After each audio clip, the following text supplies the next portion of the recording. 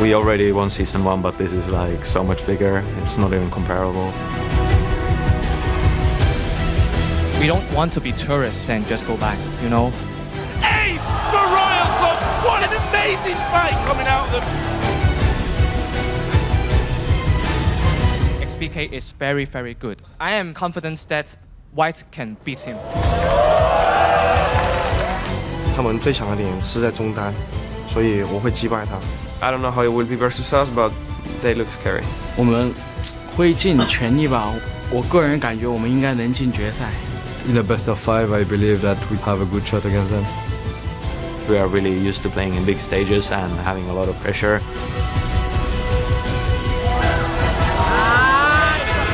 We really want to be the best. Another triple for Pepe. Uzi, wow! I love LA.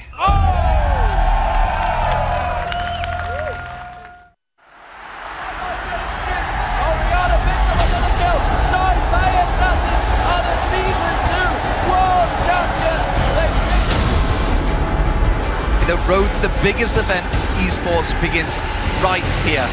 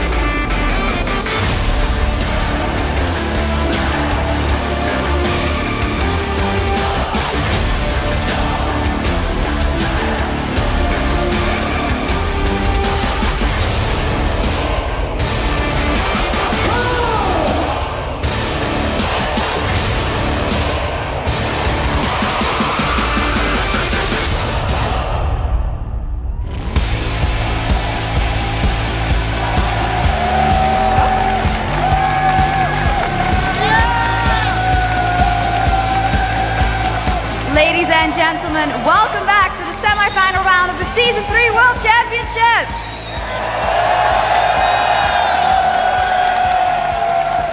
I'm your host, Evie Supporter, coming to you live from the main stage here at the Galen Center in Los Angeles, California. Are you guys ready?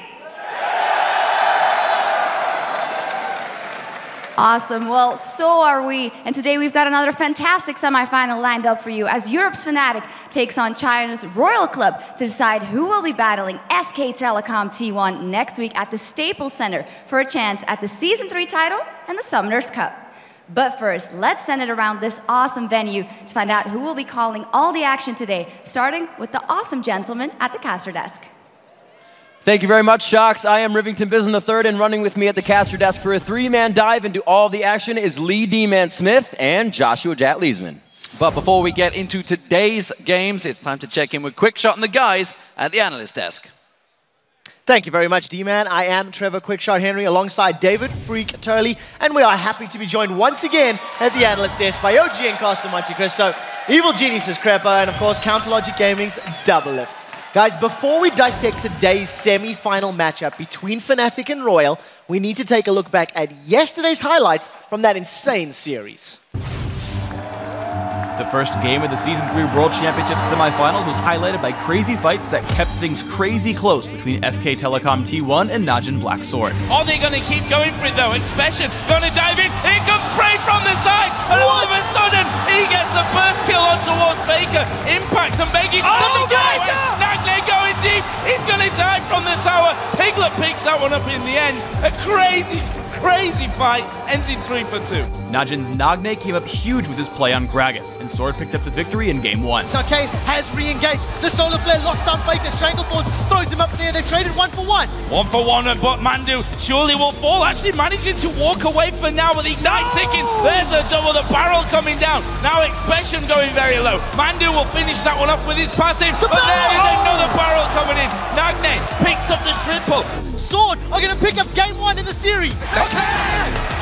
Great win from them. They force it through there in the end.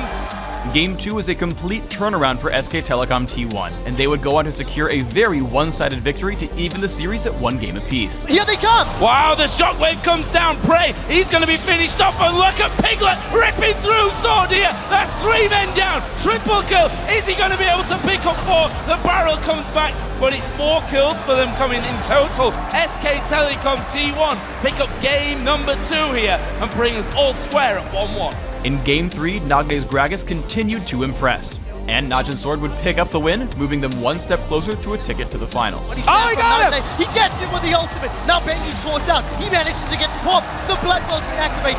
Nagne's going to throw down a barrel. That explodes. And that is the win. 2 games to 1 now for Najin Blacksword. Looking to close out the series in Game 4, things could not have started any better for Najin Sword. Watch runs right into him. Oh, he's going to go down. This is so close. He's still alive. Okay. Benji gets taken out for first blood. Unfortunately for Sword, that was the only thing to go right, and SKT would force a 5th and deciding game. Kane, Julie gonna fall from this one. Piglet picks up that kill. Prey tries to get the kill. He's not got him though. Prey going super low, and he will fall. Piglet picks up the double. There is the victory. And it's gonna be a bit of a surrender there coming in at the end, and that leaves us at 2-2 now. With a trip to the finals on the line, SK Telecom T1 turned to their superstar mid laner. Faker still alive. Now Nagne's in trouble. He's got the shockwave still alive, and there is the shockwave coming down, but Faker so very low. Expression dies. Faker's still alive.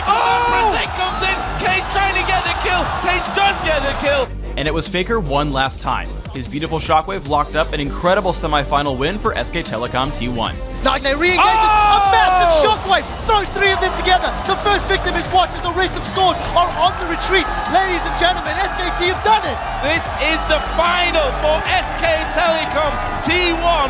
They will be representing Korea at the Staples Center in the World Final. That was a phenomenal series between SKT T1 and Najin Blacksword, and I have to be honest, I wasn't expecting it to be as close as it actually turned out to be. 3-2 in favor of SKT. Yeah. What were some of your highlights from that series, Monty? For me, it was actually Nagne's Gragas. He really showed that he's a world-class mid-lane player. We had a lot of questions about him coming in, but he played so well, and I can't wait to see how he does in the next season of Champions. For me, it was pretty much Bengi. I really like the way he jungles, his vision-centric style, early expanding lead. If SKT is ahead, they will never get behind again. If SKT is behind, they have issues with getting ahead again, but that's all because of the way Bengi plays. He buys a lot of wards, almost reminds me of Season 2, where people were buying a lot of oracles and just make jungling a mobility boots / vision-based jungle style, and it's really nice to see that how different jungle styles are coming into this tournament. Yeah, for me, it's also just the way SKT handles their leads. When they get ahead, 3 to 4K gold ahead, there's no way you're going to come back from that. Like, anytime they got a lead against Sword, I just immediately assumed the game is over for Sword. Just look at Game 5, where at like 24 minutes, they just push mid, Faker got a godlike Orianna ulti, and then they closed the game out at 26 minutes. For me, I actually have to give a lot of props to Piglet and Mandu's duo lane there for SKT, because coming into that match, we were like, all right, so Faker's going to win mid, but then no one's going to stop Prey and King. They better 2v1 it, because they'll get destroyed. And Piglet and Mandu showed up. They actually won their lane most times. We even saw some of those plays in the highlight reel. Those guys stepped up, and I think a lot of that was them carrying into the finals. Yeah, I definitely feel like SKT finish a game much more efficiently than most of the other teams here at this tournament. And with that semi-final wrapped up, let's take a look at the very nearly completed tournament brackets. Yeah, so after their exciting best-of-5 series victory, I think it could be said that Korea's SK Telecom T1 has lived up to that pre-tournament hype. They're now sitting in the World Final, waiting for the winner of today's matchup. Yeah, and that does bring us to today's semi-final series. Royal Club versus Fnatic.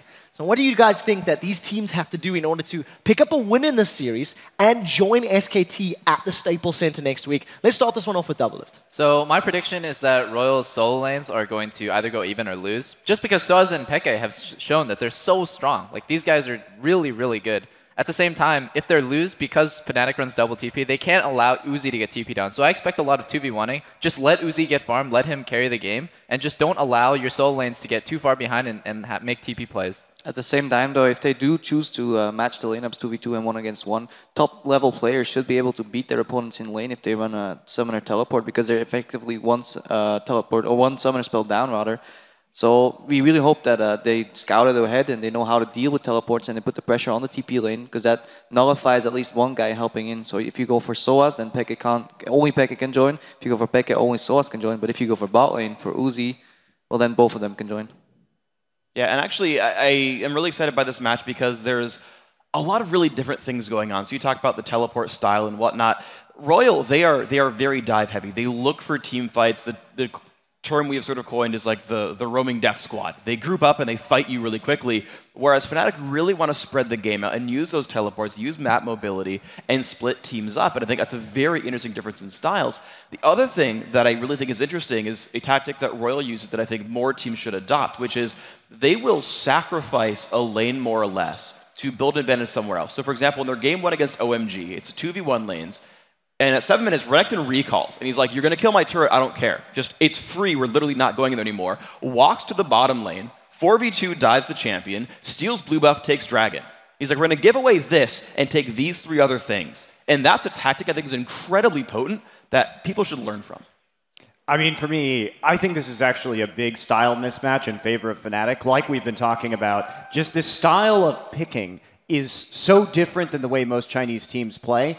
And OMG, I think, really dropped the ball in the quarterfinal against Royal because they kept engaging Royal in these team fights. And if you look at Royal's build, especially in that game 2 against OMG, they tend to build Glass Cannon, Liandry's first Rumble, Zed, Vayne. These are champions that are highly vulnerable to picks, and Fnatic is a team that makes those picking plays. And so I can see them taking somebody out and then going in for a 5v4 team fight and winning. Well, we'll see if they can make that work for them. You know, with everything we've chatted about, it is almost time to get your predictions in for today's semi-finals. But first, let's actually take a look at how you guys have done so far at picking the winners here at Worlds. Monte Cristo continues to sit on top of the standings with that brilliant record of 40-11, while the casters, Crepo, and the viewers are all 1 game behind. And even though Doublelift is 3 games back, you can actually tie with Monty if you ignore your coach just one more time and pick a different winner.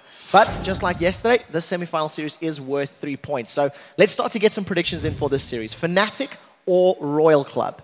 Who is going to be taking this series and why? I want to start with Freak. I think it's Fnatic. I think that they've got a lot of the edges. Apparently the crowd also thinks Fnatic's going to win. Spoiler alert, they might have won the online poll. Yeah, I think that they're an incredibly strong team. They've looked so good throughout this World Championship. After the first day, they've looked awesome. Crepo? I'll have to go with Fnatic as well, multitude of reasons. If I go back to Europe and I don't vote Fnatic, I'll probably get lynched. At the same time, Pekka was looking really scary this morning. He told me, like, better vote for us or else. So, yeah, I'm going for Fnatic. And generally, on the game level of play, I agree with what Monty said. Their, like, picking compositions really work well. Yeah, Royal can push it out really early and finish the game quick, but Fnatic, they've been here so many times. They know exactly what to do. I mean, I'm taking Fnatic as well. I think we already talked about my reasoning a little bit, but this team has performed so admirably at this tournament, and we've said it before, but part of it is due to their very unique style, and Royal is not going to be very well practiced against that. I believe in Fnatic here. Well, I'm going with Royal. Not only because this is the only way I'm going to catch up with my coach, but Uzi has really, like, when I kind of look at AD's play so far in the World Championships, I always identify mistakes and I write them down, but most of them aren't that big. When I look at Royal play, Uzi literally makes 0 mistakes every game. So this is why I think even though Pushu has had a great tournament so far, Uzi's going to crush Fnatic. And just to remind you once again, if you get this right, Royal win, you will be able to at least tie up Monty on the top of the stage. The rest of the guys, we'll have to see where the vote goes. Crepo, last place, high five. Well, now for you guys at home, it is your chance to pick the team that you think will win their way into next week's Season 3 World Final. All you have to do is head over to lolesports.com, click on schedule, select the semifinals, and vote. Then, when you are done making your picks, head over to Twitter and let us know. Which team have you become a fan of after watching them play here at Worlds, and why? Send your answers to @LOLesports and be sure to use the hashtag Worlds if you want to get your Twitter handle destroyed on air. Destroyed. And now, of course, for some other exciting news, beginning next Friday, October 4th, you can pick up the new championship Thresh skin. Not only does his battle armor display the Season 3 sigil, his flay is looking ever sharper. I'm happy to see the Thresh joke didn't make it in today. Guys, we do have to take a very quick break, but when we return, Fnatic and Royal Club take to the Rift to decide who will be facing off against SKT for the Season 3 World Championship. But first, Royal Cub and their phenom Uzi have been getting a lot of support from their leader, Tave. Coming in today's matchup, they're looking to harmonize once again for another pitch-perfect performance.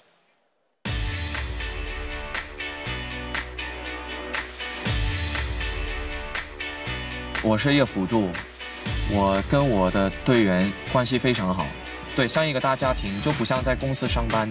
我感觉他比的话，应该是一个，是一个工作非常认真的人吧，就是不会惹人很生气，会让人很开心的那种。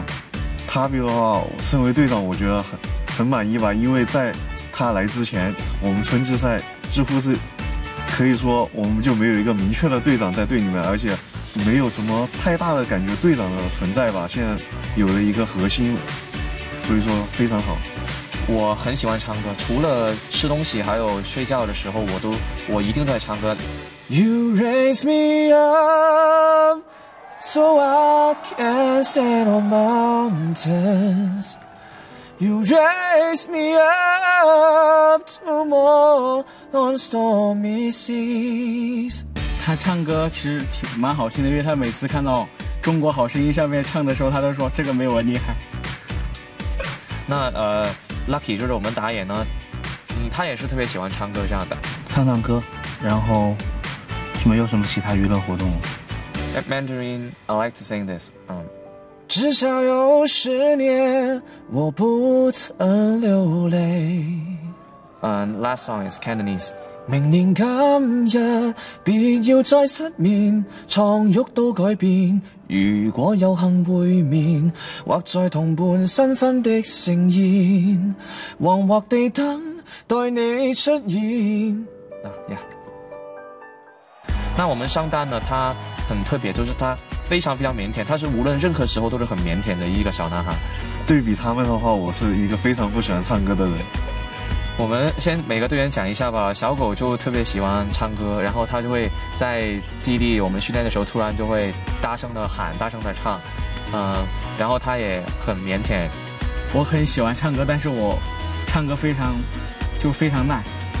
平时应该就是跟队员们一起去唱歌，然后我就是一般在旁边听，然后会自己哼吧，不会唱。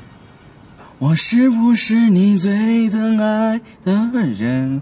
那我的话呢，我就跟小狗一样的，我特别喜欢唱歌，有时候他唱一句我就唱一句这样。我是不是你最疼爱的人？